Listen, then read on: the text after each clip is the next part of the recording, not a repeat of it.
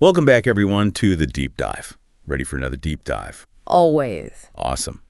Well, today we're going to be looking at this idea of interconnectedness, but we're going to be kind of filtering through this Stoic lens. Sounds fascinating. Yeah, so our jumping off point is this blog post. It's called Interconnected Life. We're all in this together, and it's by Alison Moore. Oh, from the Heroic Stoic website, right? Exactly, yeah. It's really interesting. It's got this, friendly kind of conversational tone. Yeah. Even throws in some British slang like cuppa for cup of tea. I love that. Yeah. And hey, if you're enjoying this deep dive so far, make sure you hit that subscribe button so you don't miss any future episodes. Yes, please do. Okay, so getting into it. One of the first things that the blog really emphasizes is this Stoic idea that we're all part of something way bigger than ourselves. And they actually use this quote from Marcus Aurelius. And it says, what brings no benefit to the hive comes no benefit to the bee. Oh, that's a good one. Right. And what I think is so cool about that quote is how it doesn't have to just apply to nature.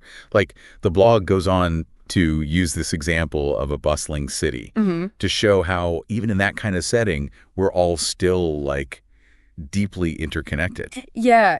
When you think about it, even in a city, it might seem like everyone's just in their own little world, right? Right. But there's like this whole hidden web of dependence going on. No, like you've got cars, and those cars need mechanics, and those mechanics need tools, and the tools had to be manufactured, Right. It's this whole chain reaction that just expands outward, connecting all these things that seem totally separate. Yeah. And even think about that cup of coffee you might be having right now. I mean, that represents a global network of, farmers and traders and roasters, baristas, all working together to bring you that one simple pleasure. I never even thought about my coffee that way. Right. It's pretty wild when you stop and consider it. Yeah, so it's not just about seeing the connections. It's about how our actions kind of play into this bigger picture. Exactly. And that's where the Stoic practice of mindfulness really comes in, It's about pausing just for a moment to appreciate the journey of that coffee, all the effort, the collaboration that goes into even the most basic everyday things. And it's this awareness that can lead to a deeper appreciation for, just how interconnected everything and everyone really is. Yeah, that makes sense.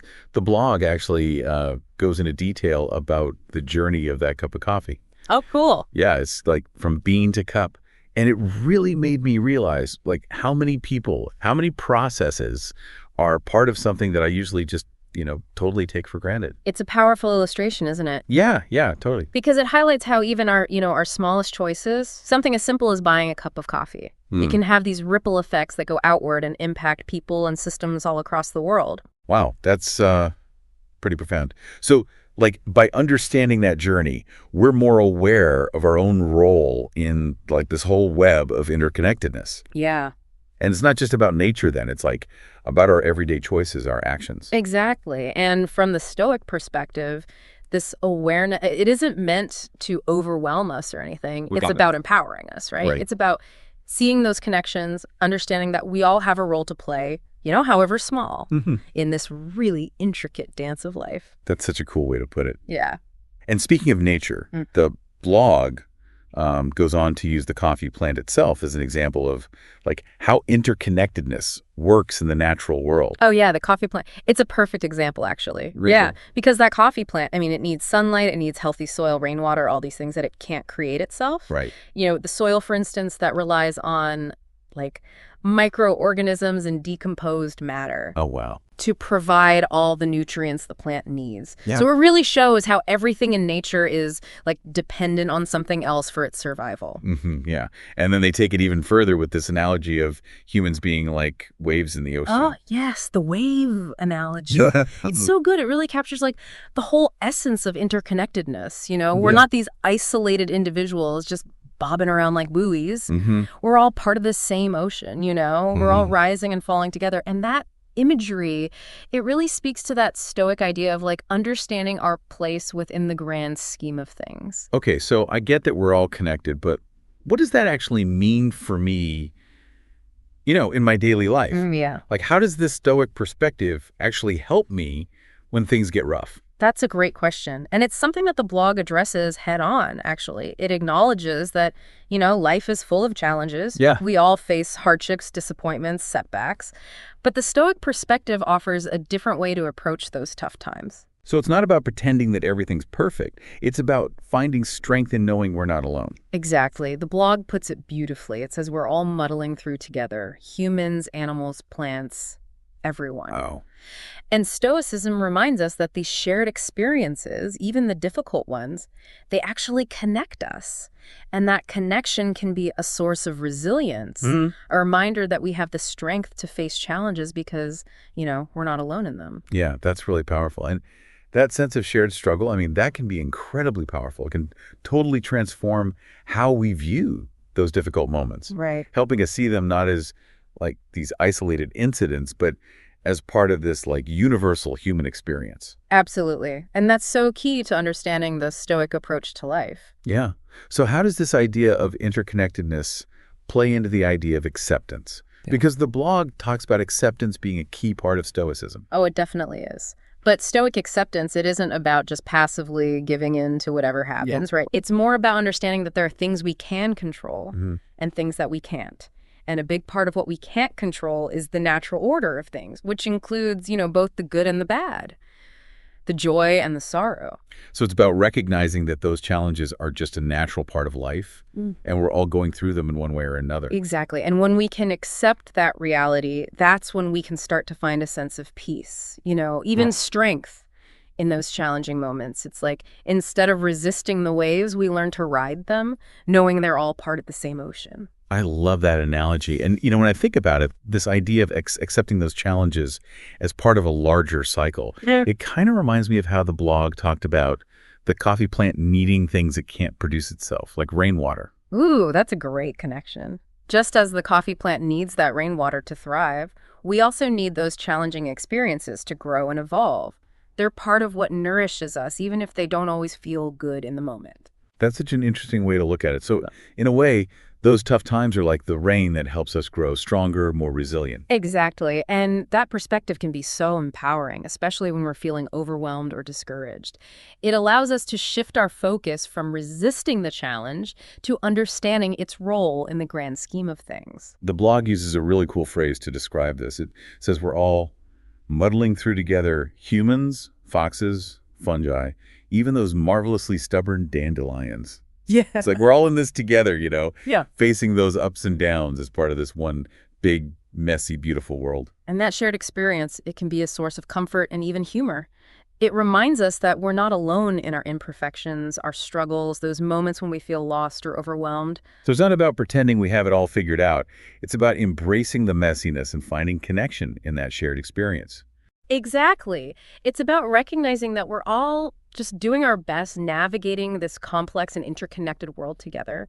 And when we embrace that, we open ourselves up to this deeper sense of belonging and compassion for ourselves and for others. That's such a powerful message. So how do we actually start living this way? Like, how do we take this abstract idea of interconnectedness and apply it to our daily lives? That's where that Stoic practice of mindfulness comes in again. It's about paying attention to the world around us, noticing those small connections, appreciating the ways in which our lives are intertwined with the lives of others. The blog actually gives some really concrete examples, like just taking a moment to appreciate the swaying of a tree in the wind, or thinking about all the effort that went into making that cup of coffee we're enjoying. Those are great examples. It's about finding those little moments of connection throughout our day, those reminders that we're part of something much larger than ourselves. It's like training ourselves to see the world through that Stoic lens, to notice those interconnected threads that kind of weave the whole fabric of our lives together. And the more we practice that mindfulness, the more those connections will stand out, right? Exactly. It's like developing a new muscle, a muscle of awareness and appreciation for the interconnectedness of all things. And the more we use it, the stronger it becomes, and the more we see the world in a new light. So it's not about changing our lives drastically. It's about shifting our perspective. Yeah. By becoming more in tune with those connections that already exist all around us. Precisely. It's about cultivating this sense of awareness and appreciation for the web of life that we're all a part of. And that shift in perspective can have a profound impact on our well-being. It fosters peace, gratitude, even joy, right in the middle of all the complexities of life. It really is amazing how shifting our focus to those small moments can completely change how we experience the world. But I have to ask, is there a danger in, getting too caught up in that oneness and losing sight of our own individual needs and goals? That's a really thoughtful question. And it's one that Stoicism actually addresses. Because remember, Stoicism isn't about erasing individuality. No. It's about recognizing that we're both individuals and part of something bigger. So finding that balance between the two. Exactly. It's about understanding that our individual actions have these ripple effects, but also remembering that we're not solely responsible for the entire world. It's like that Marcus Aurelius quote we talked about earlier. What brings no benefit to the hive brings no benefit to the bee. We need to take care of ourselves so we can contribute to the well-being of the whole. That makes a lot of sense. Like we can't pour from an empty cup. Right. Exactly. We have to nurture ourselves so we have something to offer. Yes, that's a great way to put it. It's about finding that sweet spot where we're taking care of ourselves and contributing to the well-being of others. So as we wrap up this deep dive into interconnectedness and Stoicism, what's the one thing you'd want our listeners to take away from all this? I hope they walk away with a renewed sense of wonder and appreciation for the interconnectedness of everything, and not just as an interesting idea, but as something that can bring them strength, resilience, even joy in their everyday lives. I know I have. This has been such an eye-opening conversation. Any final thoughts for our listeners before we go? Just a small challenge. Next time you're enjoying a cup of coffee, or really anything at all, take a moment to think about all the people and processes that made that possible. Let that spark a little gratitude and connection to that larger web of life. What a great way to bring it full circle. It's a reminder that even the smallest things are proof of our interconnectedness. Well, a huge thank you to all our listeners for joining us on this deep dive. Yes, thank you. We hope you found it as thought-provoking and inspiring as we did. And remember, keep exploring, keep connecting, and keep diving deep.